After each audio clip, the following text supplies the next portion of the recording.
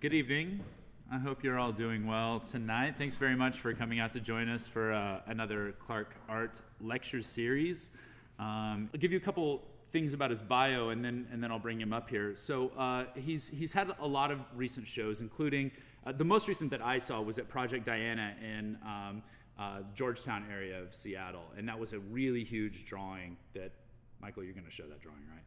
Yeah, okay. And so this drawing is massive. So like on this screen, it's going to look tiny compared to what it really was, right? And so that's the kind of the setting that I want to build for you. It's hard to imagine when you see it projected, like that this thing is actually like 15 feet by 30 feet? Was it 9 by 16 was the one I saw? That one, okay. 9 by 16 feet, that's, really big, right? And it's a crayon drawing. So anyways, okay, I'm getting ahead of myself. So he's shown at Project Diana and also Osprey Letterpress, as well as Valley and Taylor recently. He was shown at New American Paintings some time ago, and so his work is around, and you see it a lot. But I think one thing I'm interested to hear him talk about tonight is he's done several residencies in Mexico where he's worked with visiting artists. He's been a visiting artist and worked with master printers in these kind of institutional spaces. Real quick, before I bring him up, I need to give a quick blurb about future lectures. This is a little out of order, and I apologize. This is our last lecture for this quarter, but next quarter we have several coming up, the first of which is Victor Maldonado in January. But Michael will be coming back for us in February and having a solo show down in the Archer Gallery. So please, after you've seen this work tonight, come back in February, come check out his work. I'm really excited to see that all in our space here at Clark. So I hope you all help me in welcoming my friend Michael.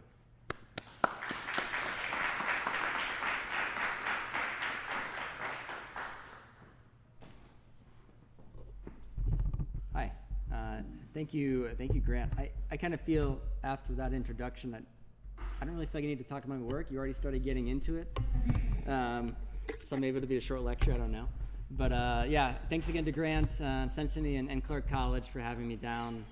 It's always great to be able to talk about my work to a somewhat maybe receptive audience, and kind of look through it over kind of the course of, we'll look over probably about the past decade and how things kind of relate together. And so, he gave some of the background. I work in the past painting, drawing, I worked in sculpture, printmaking, video and film. But kind of mostly what I want to talk about today is, like Grant mentioned, these crayon drawings, which I'd say over the past 4 years, I've kind of simplified and scaled back and really concentrated just on the medium of drawing itself. So pretty basic pencil, charcoal, and a lot of crayons. That's kind of been my choice medium over the past number of years. So I kind of titled this talk the act of looking, and this is actually a painting from another body of work. But all of my work kind of stems from observation. That's been a foundation going back into school, graduate school, and since that point. I'm going to show a few different, a couple earlier bodies of work that kind of illustrate this in ways that are drastically different than the more recent large-scale crayon drawings.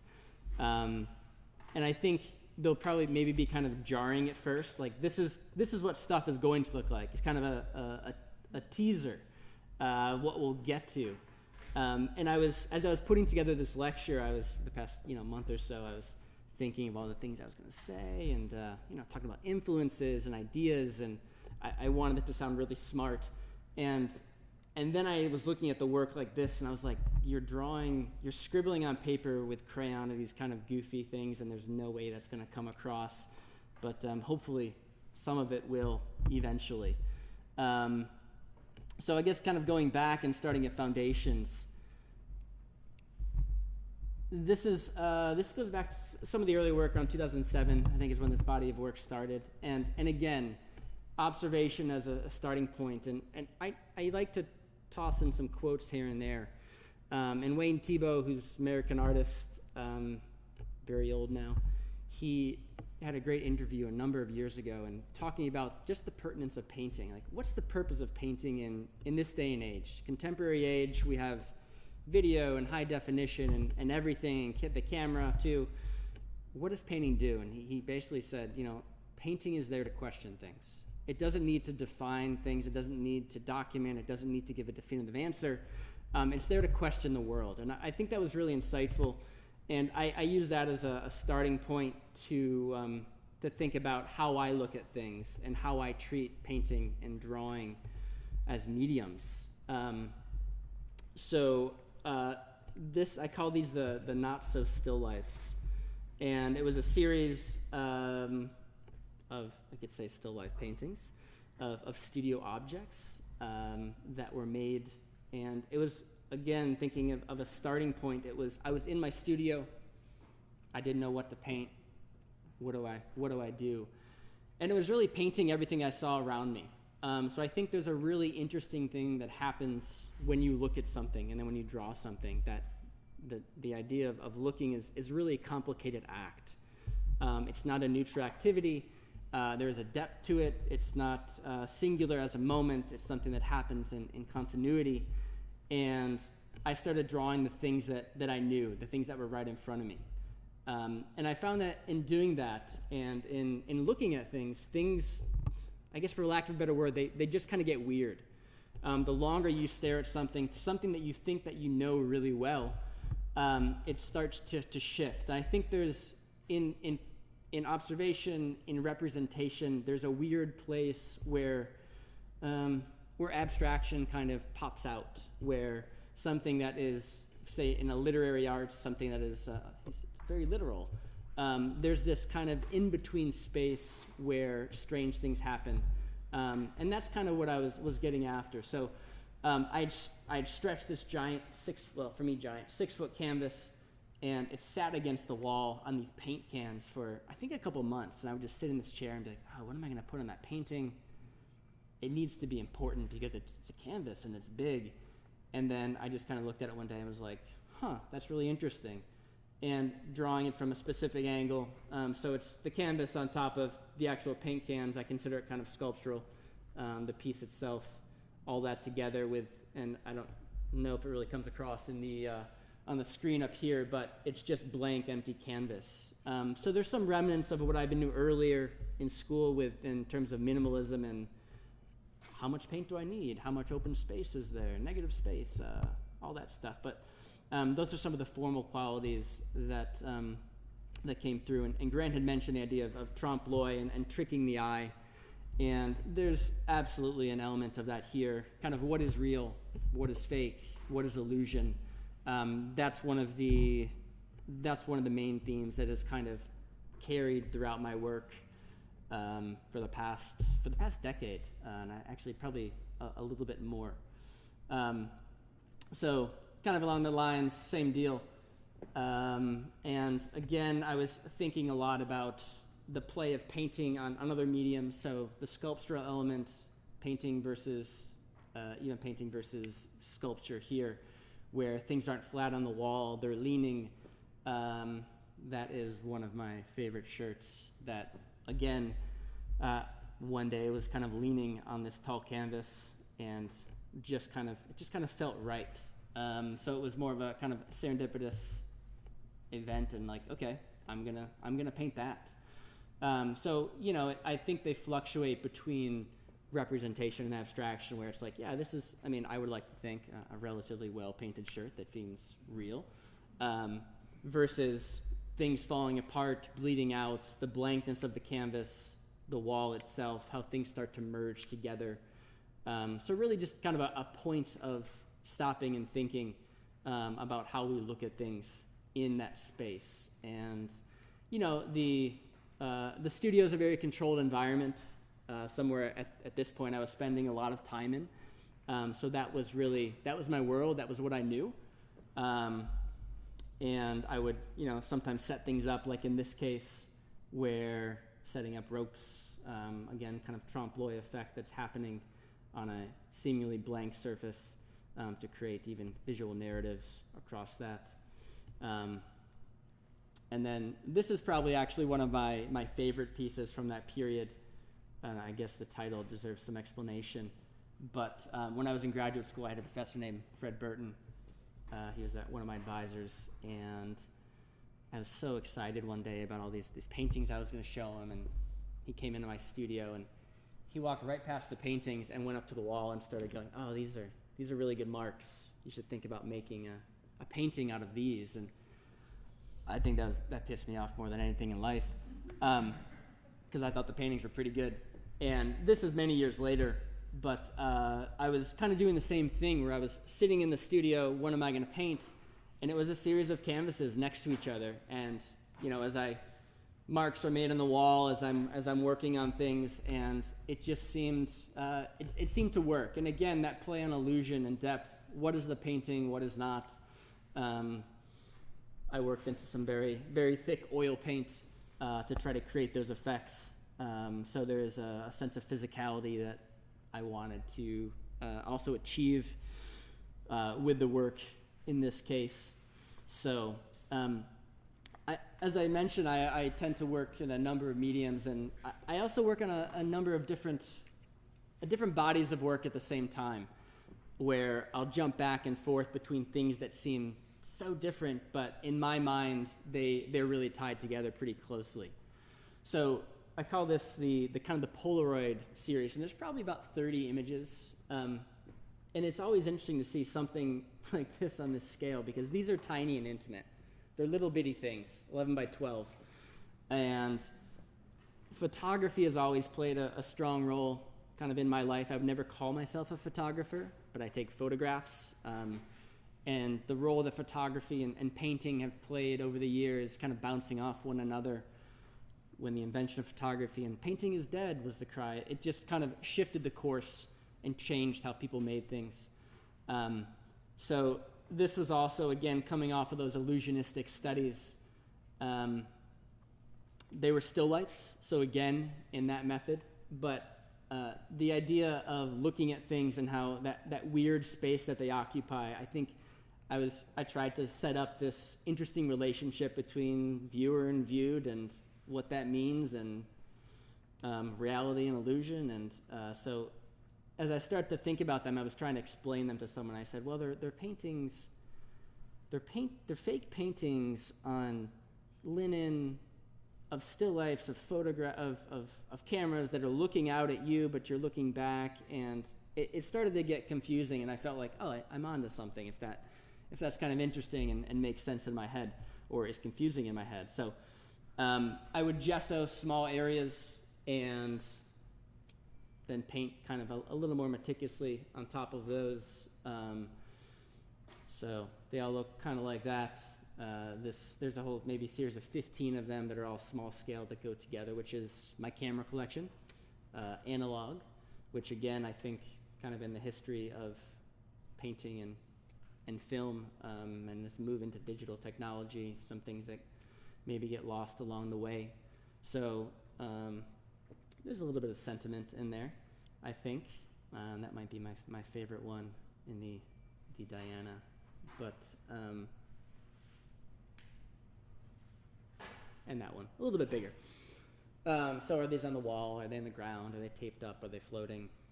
There's a series of different things that are representational and totally blown out abstraction. So for me, this ended up being like 22 paintings on a single painting, with a lot of things I was interested in, things that break down into formal things where you catch an actual, this is reality, this is a doorknob, this is a door looking into a space. So all those things kind of play a role in the work in this case.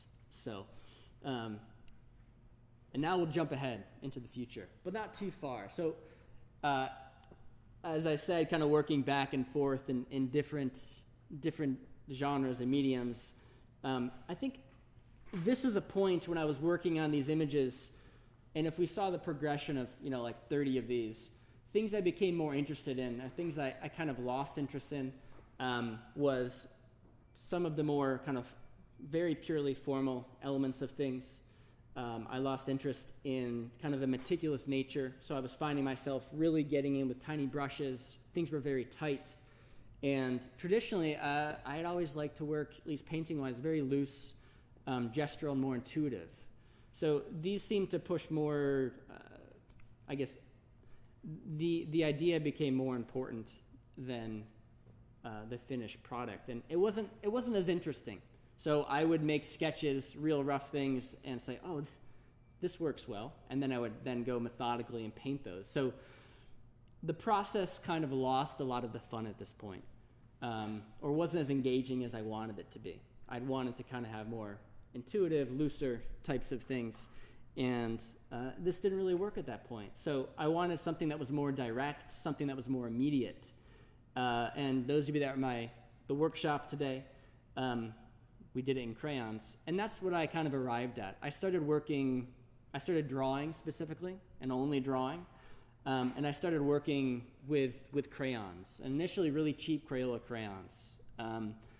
So the choice of materials was kind of important in this way, where it was like, I didn't care if I screwed it up, they were inexpensive, it was on paper, it didn't seem to have the preciousness of working on canvas or linen, which is also expensive, or working in oil paint. And that's kind of where I've been for the past 4 years. So a lot of these themes, so illusion, space, representation, the role of the camera, how we format and frame things, those all really tied into this. But I think they come about and they're very different, really different visually. And maybe kind of like, I hear people say, wait, you did this and you did this? Those two things don't seem to compute. But a lot of these things came about at a specific time in my life about 4 years ago. So kind of jumping back, I've spent a lot of time in Mexico over the past 10 years. I think I've made about 7 trips, which have been in the range of doing just kind of independent research and working on my own. I've done a residency. I've worked with a master printer. I've done just some straight up traveling. And I'd never really made a lot of work when I was there. It was always kind of, at least the first few times, it was always challenging. And I always brought a camera and took a lot of photos. But Mexico as a country is something I've really responded to kind of culturally. Was very interested in a lot of kind of Mesoamerican art, so Mayan, Zapotec, Olmec, and some of those strong influences. So probably about, I think it was 4 years ago or 5 years ago, when I went down, and I told myself this year is gonna be different. I'm not gonna take photographs. I'm just gonna draw. I took a couple photographs. But I think over the course of that month, I made over 200 drawings. So I spent a lot of time it was Mexico City and then mostly in Oaxaca and the mountains. And I created, the body work I just completed came out of that experience. So I walked around through the city, through the hills, wherever I saw something I wanted to see or I enjoyed, and I drew it. So that could be people, street scenes, and then ultimately I kind of ended up doing a lot of landscape drawing up in the mountains in the Sierra Nortes, which are a little north of the city of Oaxaca. So they were really satisfying and fulfilling. I would walk through these kind of mountain paths. I'd plop down in a field. I'd make some quick sketches in a tiny sketchbook. I'd go back to wherever I was staying, and they would turn into these. So these are probably like 1 hour, an hour and a half drawings. They're pretty small. Again, all in wax crayons. And it was incredible. This was just like this eye-opening experience. And this was my original palette, as I say. It was actually, they weren't Crayola, they were cheap Mexican crayons. So they were probably cost like 50 cents. I think there were 12 of them. And I would have them in my pocket here, and I would just stop, pull out a few. And it was a really great starting point for making the work. And I look at these and I'm like, oh, these are crap. But I think they're important to look at in the process of everything to see what it comes into and turns into. But looking at something like this in terms of crayons, I'd always worked with a very limited neutral palette. And I said, oh, I want intense colors. It seemed to be responding to the environment, but it's really limited too. As a starting point, I had, one or two greens, I had a yellow, I had an ochre, I had an orange. So things that I was seeing, it didn't look like that, but I had to have some kind of correspondence. So it gave me limits, and I need that as an artist. It was a framework to work within. And from that, I was able to kind of spread beyond that. So these are, again, real quick, kind of short studies that came out of that. There were some bigger ones, which I'll see in a moment. And I say big at the time, they were probably 20 by 28. And for me, that seemed like this huge scale. It took me 20 hours or something like that. And now I've been working more in the range. I think the last drawing was like 5 feet by 24 feet. So I've kind of scaled up in many ways. So they look really scratchy and sketchy, and these are all qualities that I really wanted. So kind of rampant simplification of things. There's actually the sign at Benito Juarez, and then I would hike 5 kilometers into this tiny village. But crayons also, I couldn't get detail. They had to be kind of clunky, so it made me concentrate on major forms and large blocky shapes, colors, and patterns. So that simplification really opened up doors to explore these other things that I became interested in, like patterns and space and layering. And that's a lot of what I was seeing. I was seeing just like layer upon layer of hill and mountain, foliage and whatnot. And it was a totally different experience. Whoa. So, stuff like that. You get a little rolled in between. Totally different experience than the images I'd been making in my studio. So, and I think that's kind of an important note where there's always a separation. I think a lot of people feel this, where it's kind of like I go into the studio and I make work, and then I leave, and I go home, or I go to the cafe, or it seemed really drastic. It seemed so much of my life was existing outside. And I love the outdoors and biking and hiking, and this was a nice way to kind of combine those two, where it's like, hey, I'm outside, everything is a studio, everything is fair game, whatever I want to draw in the open, and then I would take them back to the studio and work on them. So coming back to Seattle, this was, like we saw that version before, this is decent size. But I started kind of exploring what that meant. Again, the idea of looking and seeing, and I would work from multiple sketches. And I talked about this today in the workshop, where I'd have 4 or 5 small sketches, maybe from different parts of the day or different days. Later on in my process, it was, different months even. And thinking about what that means to look. I think, with a camera, this probably pissed some people off that are photographers. I don't want to belittle photography, but point and click, okay, it's a moment in time. For me, drawing became a different experience than that, where it was this idea of duration. The way that we see things, it is not happening in the blink of an eye. It is, like right now, I'm moving my head around the room. I'm taking a lot of things in and processing it. It's happening over a minute, 10 minutes, an hour, a year.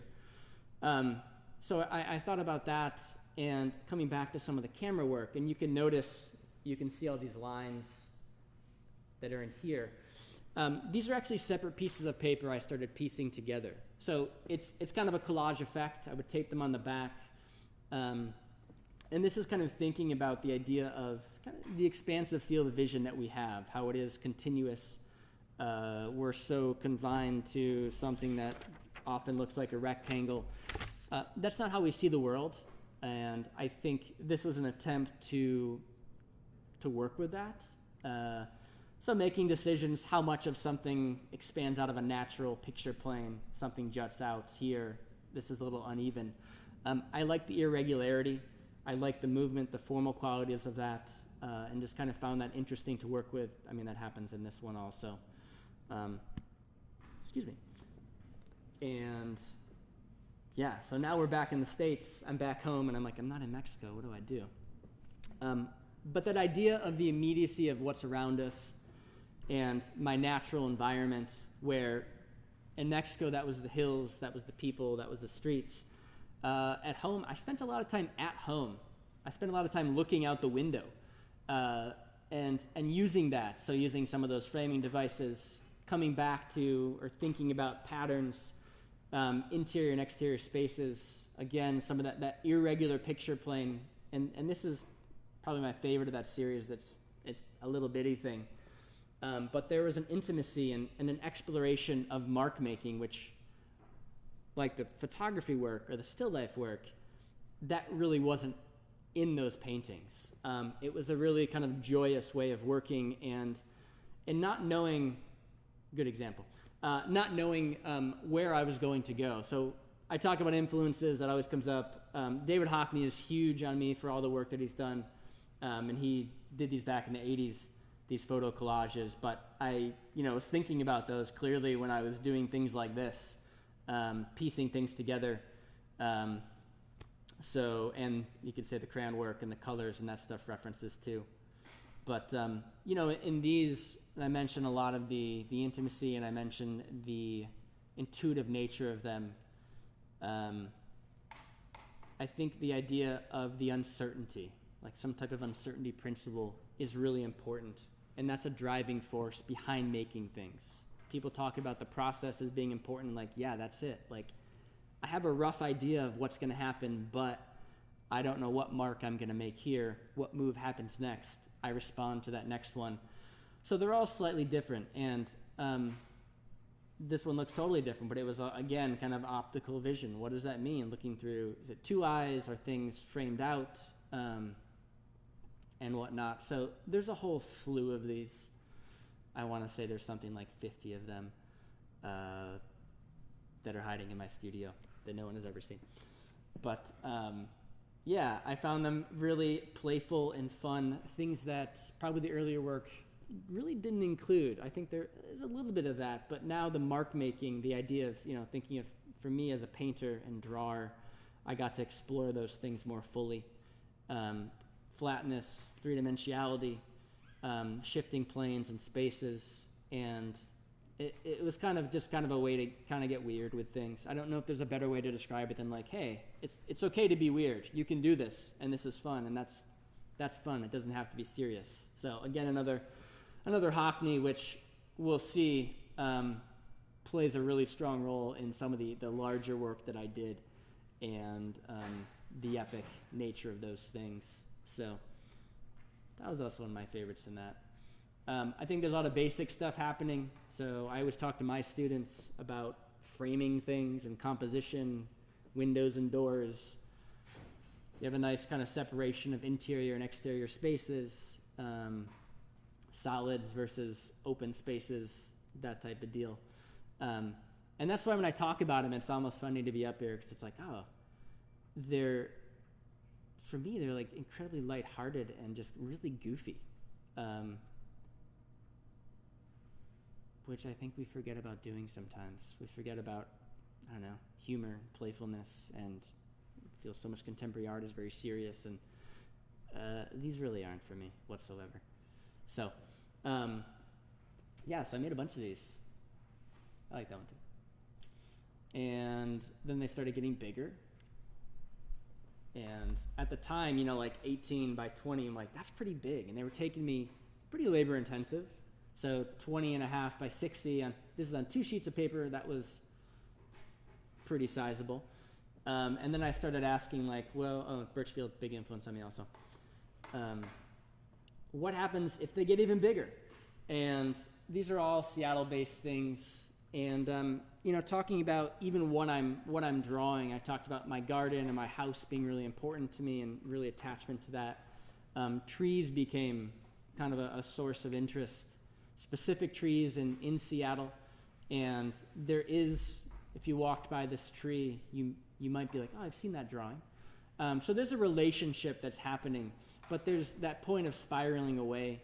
And I believe it was Charles Birchfield who said, the painter must paint not what he sees, but what is there. To do so, one must invent symbols and signs to make things more real than they actually are. Again, another kind of, for me, insightful comment talking about looking at a tree and even, what does that mean? And for this, it was, thinking about time and duration. There's a tree growing out of a nurse log and how long that had been there, how many people had passed by, how many things had grown and died in that presence. And I'll probably talk about this later, but even the idea of like spirituality or this religious aspect, which I think comes through in Birchfield's work also, started to be on my mind at this point. So, I was getting bigger and bigger. And I started kind of playing with my palette at this point. So I said I started with crayons, really cheap Mexican knockoffs of Crayolas. I stopped doing that shortly after I got back into the U.S. I started using really nice Caran d'Ache wax crayons, which are archival and they have an incredible range of colors. So I started shifting my palette there. I would say it becomes a little more kind of for things symbolic. And it's still kind of limited in many cases, but it became more vibrant. I started pushing things into kind of a psychedelic realm where things still have a reference to reality. I mean, I can tell what these things are. Leaves are green, but they, for me, moved far enough away from there to make things special and interesting. And that's some of the intent with these. So getting even bigger. At this point, and I actually think at this point is when, crayons, what they look like, they're tiny little things, but I'm working on this huge space, and it just wasn't, I was kind of going kind of like this. So I actually started making my own crayons. I would take these nice crayons, I would melt them down and cast them into big 1 inch cubish, or 1 inch circular sections, so I could work a little more rapidly and still get the same kind of mark that I was getting with a small crayon on a smaller space. Playing again off of those patterns. I like the idea of depth coming and going, things becoming 2-dimensional or 3-dimensional, or the uncertainty that happens in a space of where does this space rest? Is this leafy thing on top of this or behind it, or things kind of come and go. So playing on space, again, another kind of consistent theme throughout the work. Oh, there's the animation. That just snuck up on us. So then they got really big. And I just call this the big tree animation. So this is about 12 feet tall. I worked on this about the course of 8 months, I think. So luckily I have tall studio walls. I think it's 12 and a half feet tall. Kind of showing a bit of that process. Which again, for me, process becomes really important in seeing how things are made. But it looks better in the animation. That's what that looks like. And we can see a couple details maybe from that in here. So, I think at this point, and this is probably a year and a half after I started using crayons, that I really felt comfortable with the medium and felt like, oh, I can do what I want to do. And not everything is a mystery to me. But kind of putting that in perspective of things. So I think this image is a good example. Again, these are specific places for me. These are kind of places I hold really, really true to my heart and I'm really attached to. This tree itself, technically we could say it exists. It's somewhere I would bike by every day. It's the largest old growth. It's the largest cedar that's in western Washington off of the Olympic Peninsula. It grows in a place it shouldn't grow, in Seattle, in the middle of the city, off to the side of this bike path. And you look at it, and it's just something that is so immense. Really couldn't put it into words. How do I put this into an image is kind of what it came down to. So you can't take it all in. It's like 1, 2, 3, 4, moving my head to kind of compress things. So that was it, trying to think about it as just an immense, gigantic, massive, old thing that has such a life of its own. And I don't know, does it work? Maybe it works. But so there are a few of those along the way. these kind of all factor into that, just on smaller in scale. But I kind of, when I left Mexico, and this is a Mexican piece, but I moved into the Seattle kind of works, the trees, specific things. I worked on this later on from sketches, but it's a lot of the same stuff that's going on. And this is a more recent one that kind of, I think this kind of catapulted me into some of the larger work and made me think more about kind of spiritual kind of aspects of things. I feel like spirituality and religion are somewhat dirty words maybe in the art world, but the idea of transcendence and awe and the sublime, and how those things come across, how the landscape can serve as a literal thing, but also can serve as kind of a metaphor and for those ideas. And we'll skip to this. So this is the piece that Grant had mentioned that he had seen. I called it The Town and the City. And this was over the course of about a year. It's I'll show you some of the things to get an idea what I'm looking at or what I'm thinking about, and the startup images to the final piece. But near my house, there is a large hill. There's a trail. I go there frequently. It's beautiful. I can see in all directions. And it's kind of a special place for me. It's quiet. I can see the world. I can see Mount Rainier. I can see the lake. I can see Seattle. I can see my house. And I just kept coming back to it, kept making drawings there. I made a lot of really quick drawings, a lot of quick scribbles. I bet I made about 100 drawings, different times of day, over the course of a number of months. Some were in pencil, some were in crayon. Field studies, I always had my little notebook with me. And again, simplification of things, breaking down of marks, breaking down of spaces into marks and patterns. I compile things, so different sections maybe from different day, work them, rework them. And as drawings, like, I don't know if they work, but they're not meant to. They're meant to be kind of process images that get me to somewhere else. So those of you that was in the workshop today, this is a similar process that we talked about and actually did, where all these things compile, and maybe not that good on their own, but the outcome of that, the ideas we can pull from it, and what we can put together can be successful. So I still use photography. I did take images. I use it more as a compositional thing, but trying to see how things were going to lay out. This is me piecing things together. I do make studies. This is a larger study.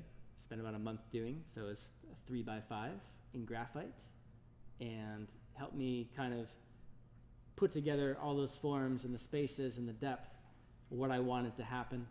And then we won't see that animation. Will we? We won't.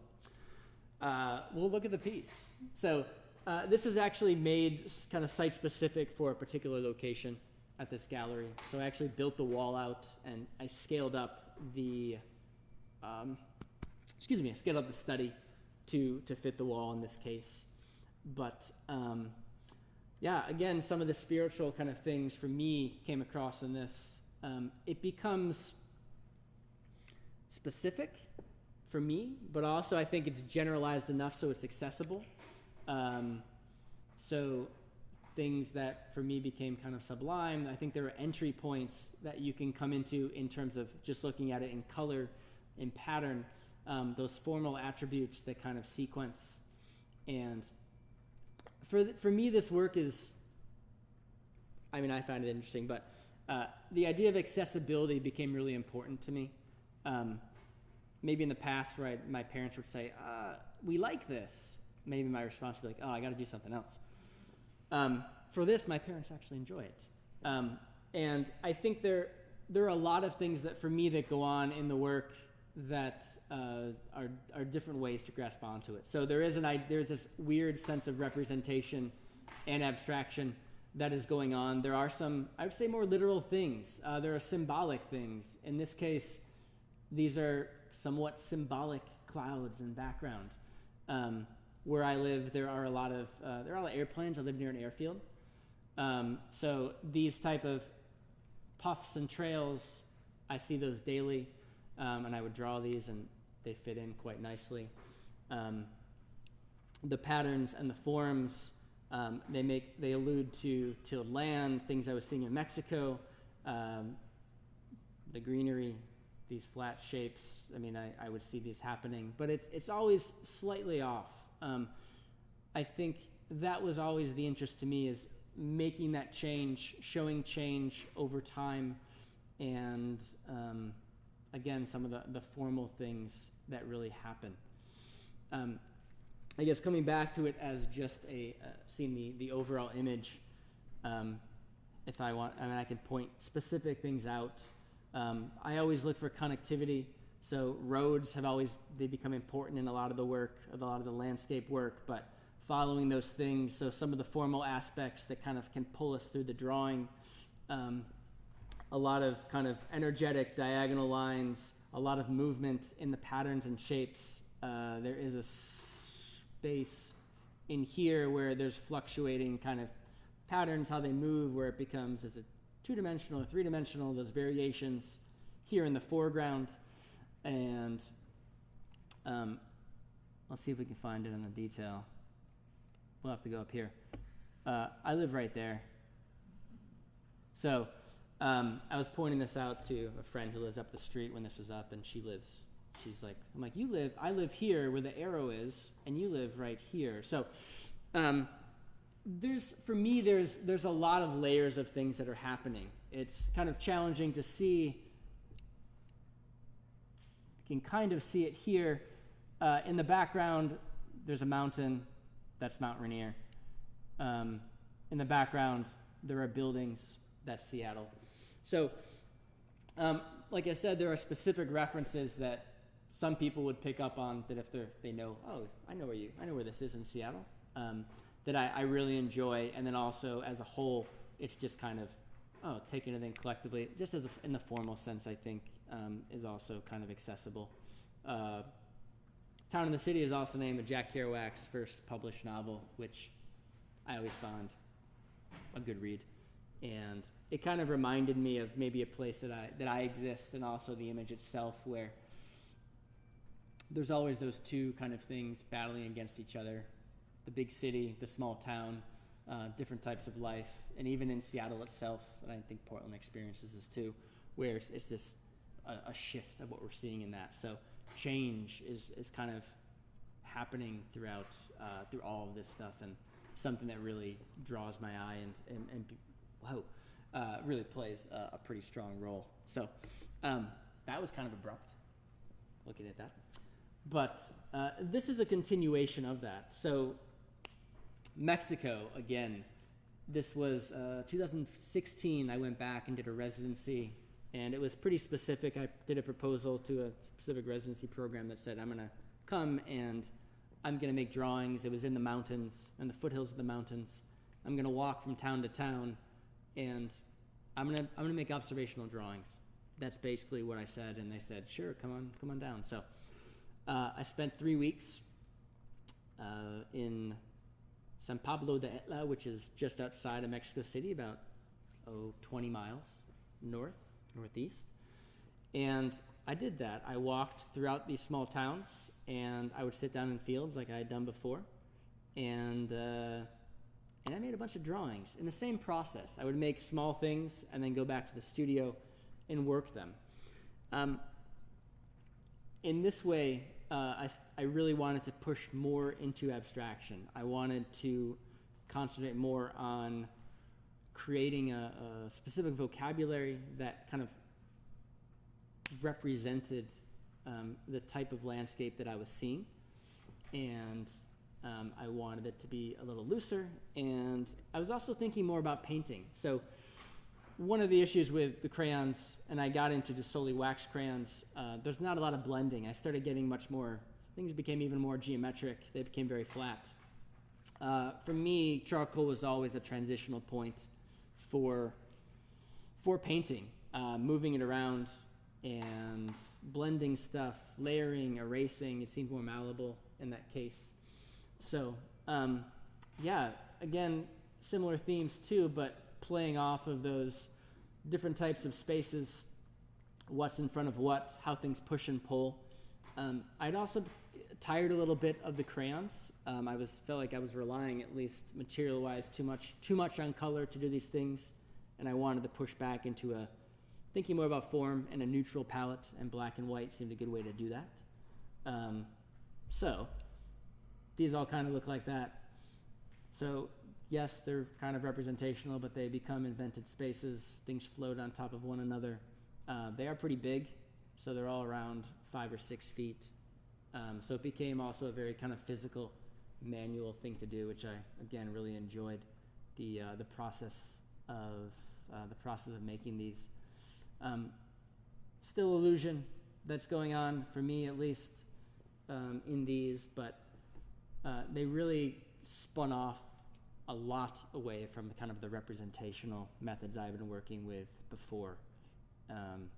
But for me, when I think about the type of landscape that I'm looking at, what I'm thinking about, the landscape is always such a complex thing. I think now, kind of contemporary work, contemporary landscapes, maybe it's poo-pooed in terms of content, but there was a time when it was very kind of revolutionary. And it was a political thing, and I think specifically in Mexico, land use, these things are very important and play a strong role, and I see more of the work there kind of dealing with that. So these became very kind of immediate experiences to me when I was on this road at this place and I met this person. Excuse me. And yeah, so they're deeply personal for me on many levels.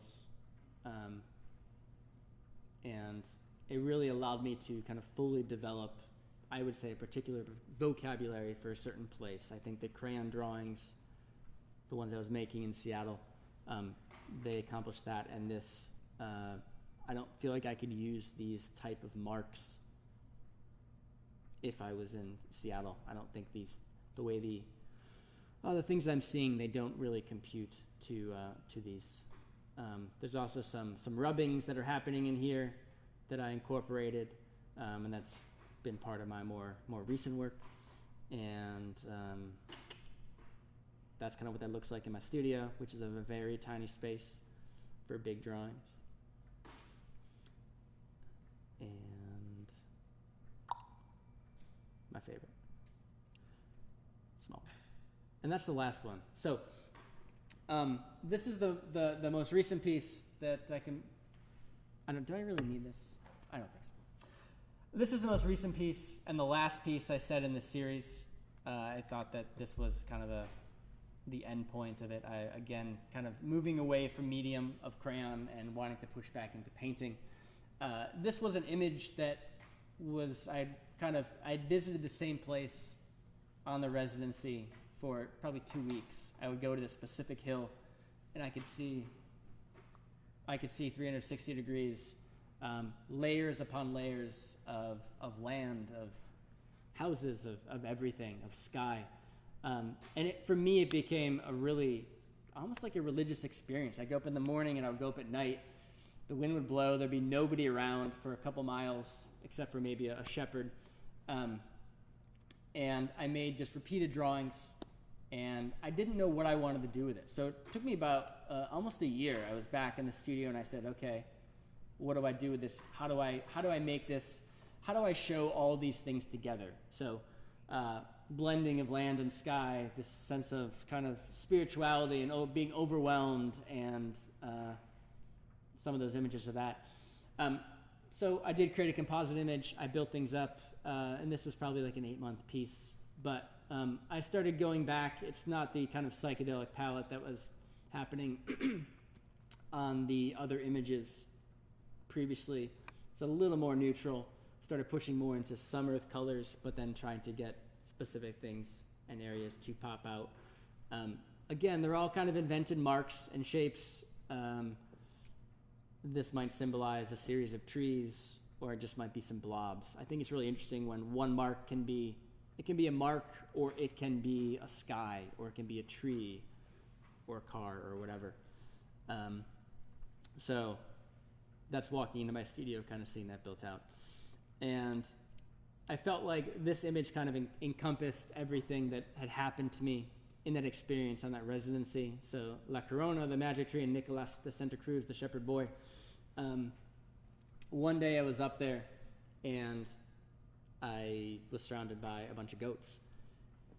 And the shepherd, he came up and we started talking in my broken Spanish. And he invited me back to his house, which I couldn't go because I had to go somewhere. But I was like, what is that over there? And there was this hulking kind of hill in the distance. It'd always be just illuminated by incredible sunsets and sunlight. And he said, oh, La Corona, that's La Corona. I was like, oh, okay. And this tree, which is kind of where I would sit at the base of and look off, and that was his name. And he actually is in there somewhere. He's somewhere, I don't know where he is specifically. He's a very tiny person.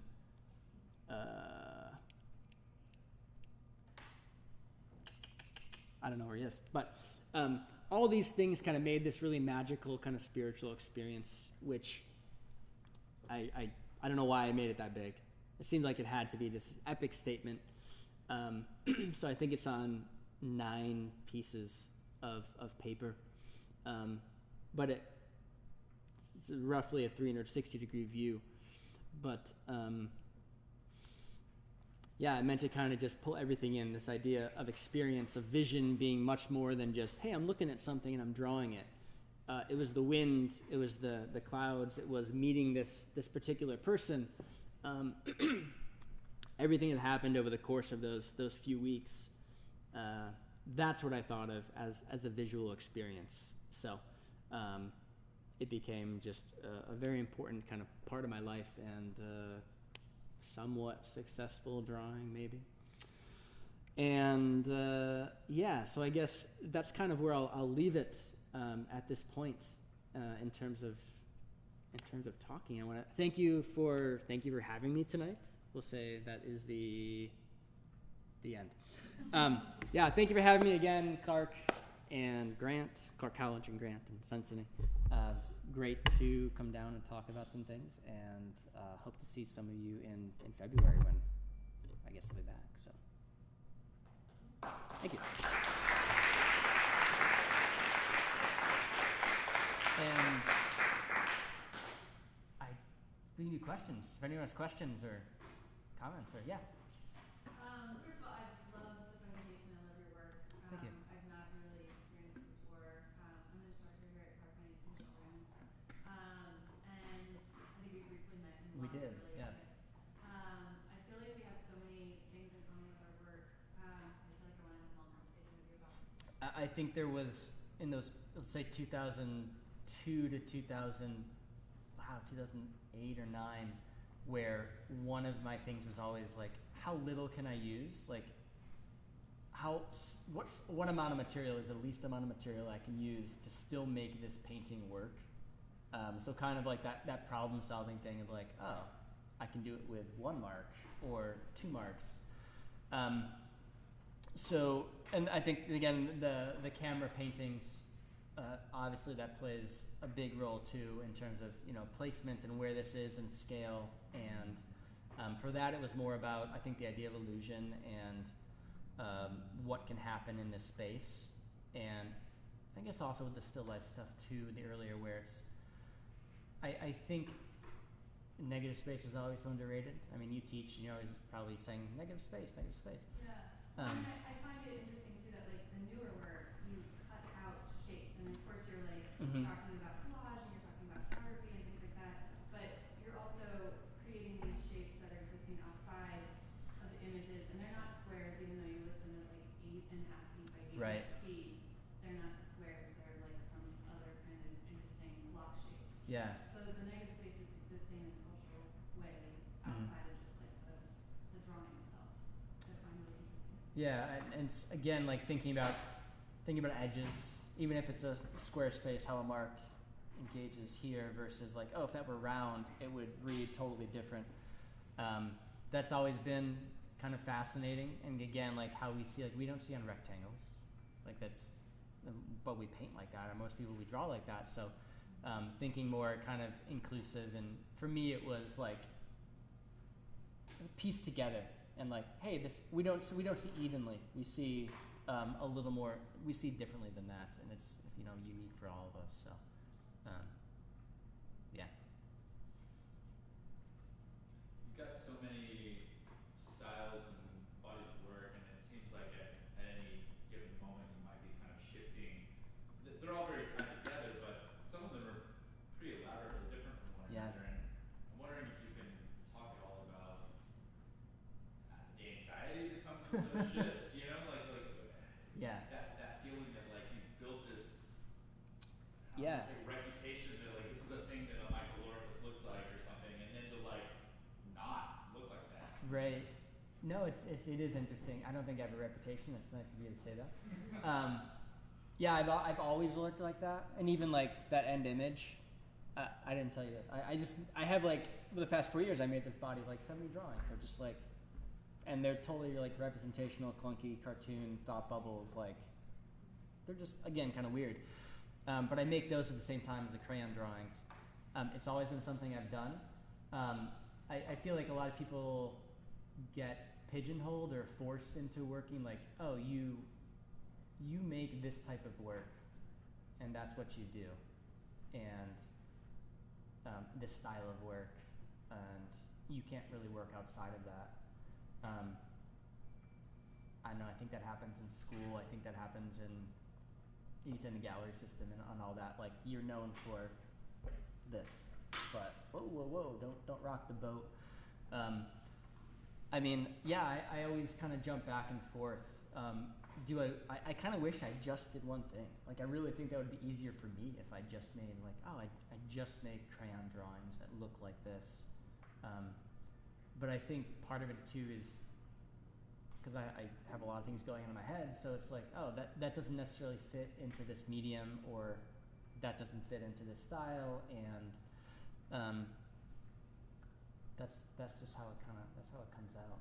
I would say most of what I have, like, and you've been in my studio, but there are probably like 15 bodies of work that are just there, that unrelated to this, even that they've never seen the light of day, because it's like, oh, I'll put the crayon work out there, and then.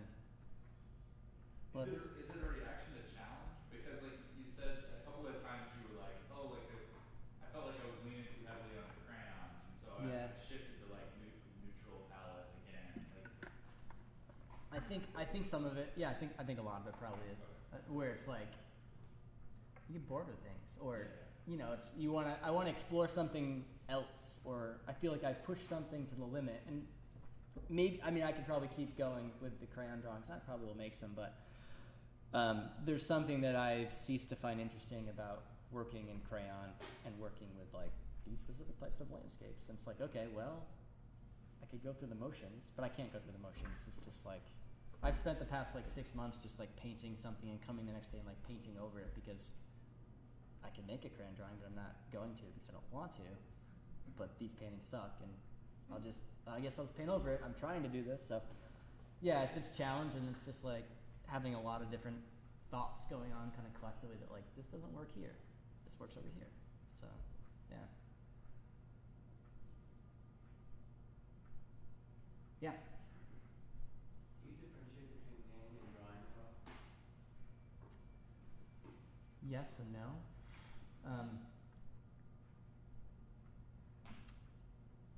The crayon drawings, to me, I think of drawing as a really direct process. For me, painting is less so. There is overlap. Like, I look at those charcoal drawings that I showed that are pretty recent, and those start to do things in terms of moving the materials around that paintings for me do. There is overlap. I wouldn't say like a specific thing, but for me, drawing is direct and it's immediate. Painting for me it isn't. Yeah.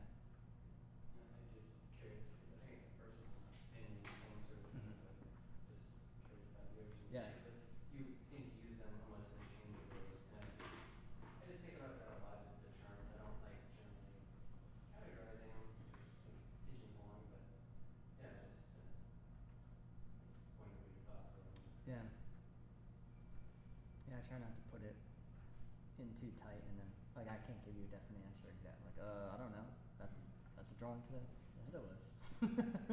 But yeah. Thank you so much. Thank you.